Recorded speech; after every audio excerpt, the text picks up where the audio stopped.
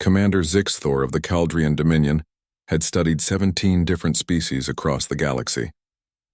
He had cataloged their combat doctrines, analyzed their military strategies, and understood their breaking points.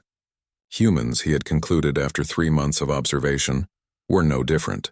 They were weak, fragile creatures who relied on technology to compensate for their biological inadequacies.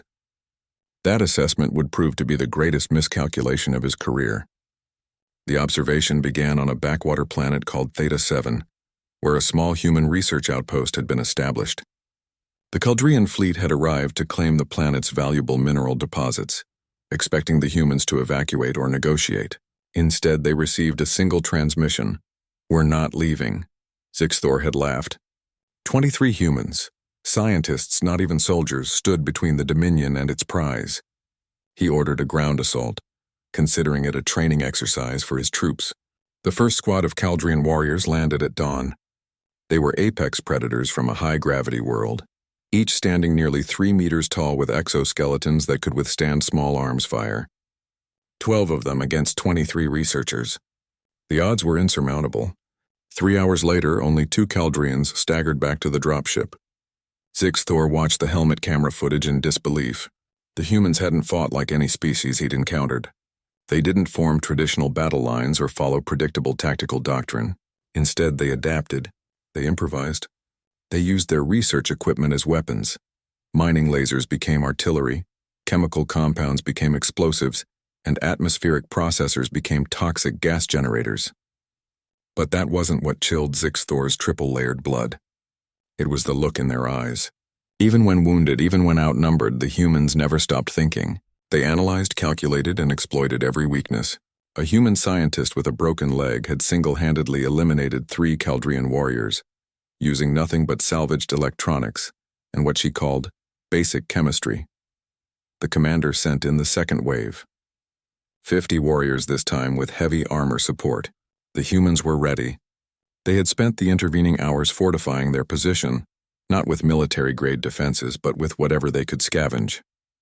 They turned their greenhouse into a kill zone using reflected solar arrays that blinded Caldrian thermal sensors. They weaponized their own life support systems, venting oxygen at critical moments to create explosive atmospheres. 21 humans remained. They held. Zixthor studied the survivors through long-range surveillance. They were exhausted, running on stimulants and sheer determination. Any other species would have surrendered by now. The logical choice was obvious. Accept the inevitable, preserve their lives, negotiate terms. Humans apparently didn't think like that. He intercepted their internal communications. They weren't discussing surrender. They were sharing combat tactics, analyzing Caldrian movement patterns, and designing new weapons from their dwindling resources. One researcher, a xenobiologist named Dr. Chen, had identified a weakness in Caldrian neural structure and was working on a sonic weapon using modified audio equipment. "They're scientists," Zixthor muttered to his second-in-command. "Not warriors. Why won't they break?" His officer had no answer. The third assault came at night. Zixthor deployed his elite guards, warriors who had conquered 12 worlds. He watched from orbit as they descended on the human position. The humans were waiting. Dr. Chen's sonic weapon worked. Not perfectly, but well enough to disrupt Caldrian coordination. The humans had also done something unprecedented. They had studied their enemies' bodies from the fallen warriors and identified vulnerable points. They knew exactly where to strike. 17 humans remained. They adapted their tactics again, this time using psychological warfare. They played recordings of Caldrian death screams. They displayed the bodies of fallen warriors in positions designed to demoralize their attackers.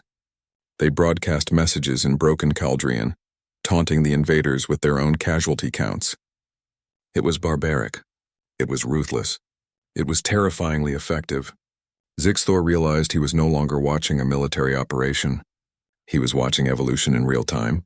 Each engagement taught the humans something new, and they applied those lessons immediately. They didn't have formal training, but they had something more dangerous: adaptability and an absolute refusal to quit. The fourth assault never happened. Zixthor called it off. He sat in his command chair reviewing the data. His forces had sustained 67% casualties against a group of researchers armed with improvised weapons. The humans hadn't just survived. They had evolved into a fighting force that matched his warriors' effectiveness, despite having no military background whatsoever. Then the transmission came through. It was from Earth's Colonial Defense Force. They had received the distress call from Theta 7. A fleet was en route. ETA 14 hours. Sir, his tactical officer said quietly. These were their scientists, not their soldiers. If this is what their researchers can do. The officer didn't need to finish. Zixthor understood. He gave the order to withdraw. As the Caldrian fleet prepared to jump to hyperspace, Zixthor took one last look at the battered research station. 17 humans stood among the ruins watching the enemy retreat. They hadn't celebrated. They had immediately begun fortifying their position, preparing for the next attack. Because that was what humans did. They prepared. They adapted. They survived. Zixthor filed his report with Dominion Command. His recommendation was clear and unequivocal. Avoid conflict with humanity at all costs. Not because of their technology or their numbers, but because of something far more dangerous, their nature. Humans didn't fight to win. They fought because they refused to lose. And that, Zixthor realized with absolute certainty, made them the most terrifying species in the galaxy. He had watched humans fight. And in doing so, he understood a fundamental truth that would reshape Caldrian strategic doctrine forever. Any species that could turn scientists into warriors overnight, that could improvise warfare from research equipment, that could stare death in the face and respond by building better weapons, that species was unconquerable. The galaxy had rules about warfare, about surrender, about knowing when you were beaten. Humans, it seemed, had never bothered to learn them. And that was why the Caldrian Dominion, conquerors of 12 worlds and terror of 3 spiral arms, turned their fleet away from human space and never returned. Some lessons, Zixthor knew, were best learned from a distance.